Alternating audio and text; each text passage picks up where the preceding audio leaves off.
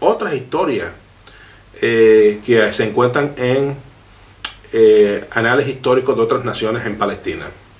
Así que la historia de Job es algo un poco más complicada en términos de su veracidad, y quiero ser muy claro con esto. Si usted cree que el libro de Job o que Job existió, bueno, pues usted tiene derecho a creer eso. De la misma forma, hasta el día de hoy no se ha encontrado el lugar exacto donde nació Job y si vivió Job.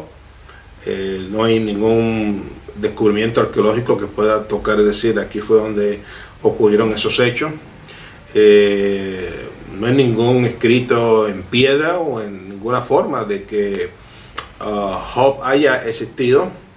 Así que esto, por supuesto, no es la única historia acerca de este tipo de personajes.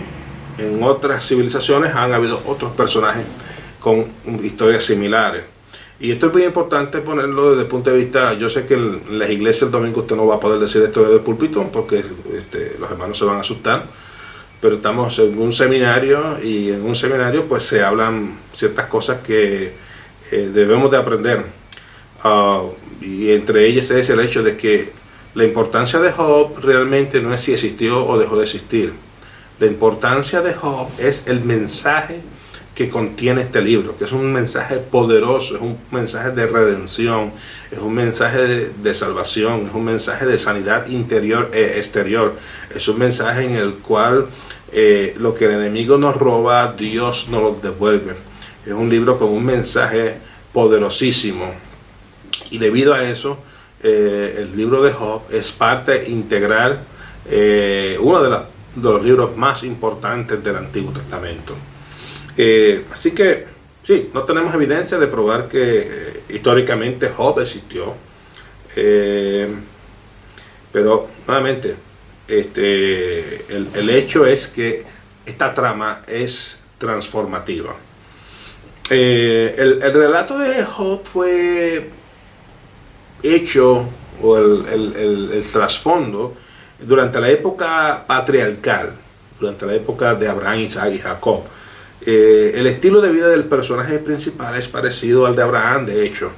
Sin embargo, el estilo de la escritura en el que el libro fue escrito nos lleva a los eruditos bíblicos a pensar que el libro fue escrito durante la época del profeta Isaías o Jeremías, entre los siglos 7 al 6 antes de Cristo. Así que esa es la razón por la que existen todas estas disparidades.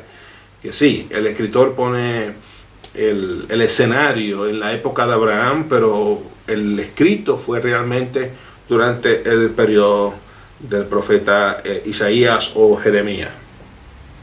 La presencia del libro en el canon nunca ha sido cuestionada, a pesar de que tiene, por supuesto, su lugar en diferentes versiones de las escrituras.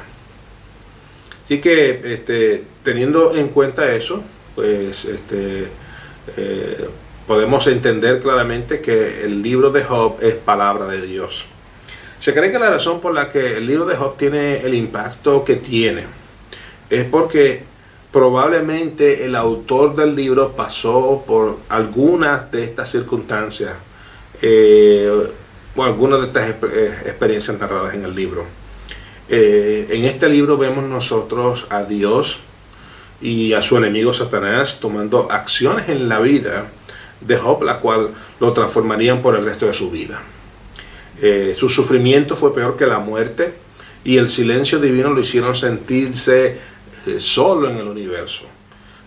Sus amigos, en vez de consolarlo, lo acusaban, y cuando finalmente aparece Dios, Dios lo enfrenta, le da una lección por lo que ha dicho en medio de su dolor. Y finalmente vemos cómo Dios restaura y honra la fidelidad de Job con bendiciones mucho más abundantes de las que él había tenido anteriormente. Así que el libro de Job es considerado como un discurso de sabiduría escolar. Job nos muestra debate filosófico, dramatismo, proverbios y enseñanzas morales en medio de tiempos de aflicción, lo cual hace de esta obra uno de los libros más versátiles de toda la Biblia. Y cuando digo toda la Biblia estoy hablando Antiguo y Nuevo Testamento. Yo soy de los que recomiendo que durante este semestre usted tome tiempo de leer el libro de Job, porque el libro de Job ciertamente cambiará su vida.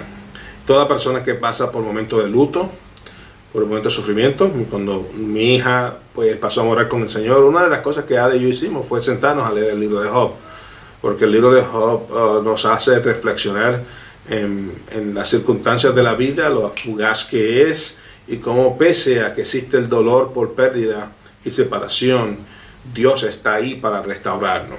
Y es lo que hemos visto, lo que hemos experimentado mi esposa y yo a lo largo de nuestro caminar, gracias a Dios y a que en su palabra, en un libro como este, hemos podido ser bendecidos y recibir el bálsamo divino en medio de un momento difícil.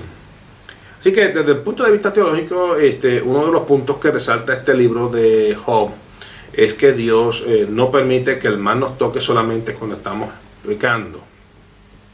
Esto es importante, porque hay veces que yo no sé, he escuchado personas que le dicen la razón por la que tú estás enfermo es porque estás en pecado, o la razón por la que te está pasando esto malo es porque estás en pecado. Pero en el caso de Job, Job no estaba pecando, pero era un hombre piadoso. Así que ese concepto o esa percepción de que solamente le ocurren cosas malas a la gente que están en desobediencia o en pecado, eso no es cierto. Hay cosas malas que le ocurren a gente justa, hay cosas malas que le ocurren a gente que son de Dios.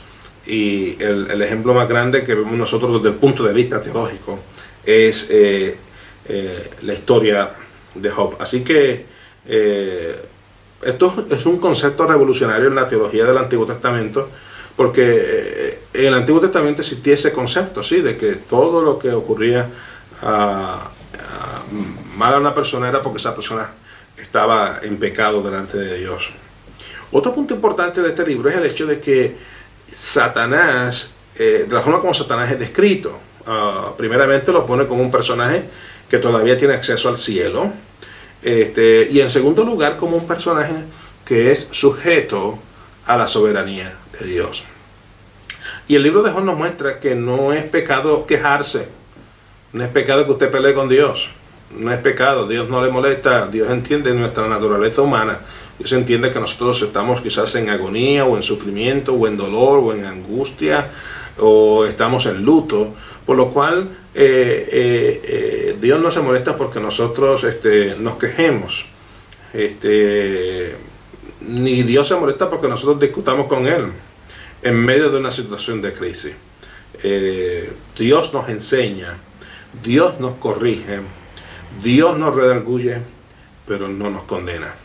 Así que dentro de esta literatura del Antiguo Testamento podemos ver a un Dios de amor, un Dios de misericordia. Y esto es muy importante destacarlo, porque típicamente lo que vemos nosotros en la mente de muchas personas es que en el Antiguo Testamento Dios es un Dios así como un ogro, un Dios de solamente juicio y de destrucción y de destruir y asesinar a gente. No, vemos un Dios de amor, un Dios de misericordia, un Dios que cuando actúa por juicio es porque no le ha quedado más remedio y es consistente. De la misma forma que lo vemos consistente en el Nuevo Testamento, el Dios de amor, en el Antiguo Testamento vemos la consistencia de un Dios de amor y de misericordia y de bondad, el cual enseña, corrige, redarguye, pero no nos condena.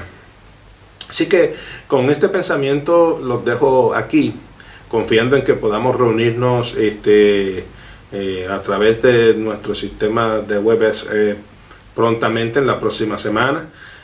Mientras tanto, les pido que continúen analizando todas estas cosas que les he hablado a través de este video y que ponga en consideración su vida, la examine y la ponga a la luz de las Escrituras, y va a ver que nuestro Dios de amor y misericordia le va a bendecir, le va a restaurar y le va a ayudar a seguir hacia adelante. Dios les continúe bendiciendo y hacia adelante en el Señor.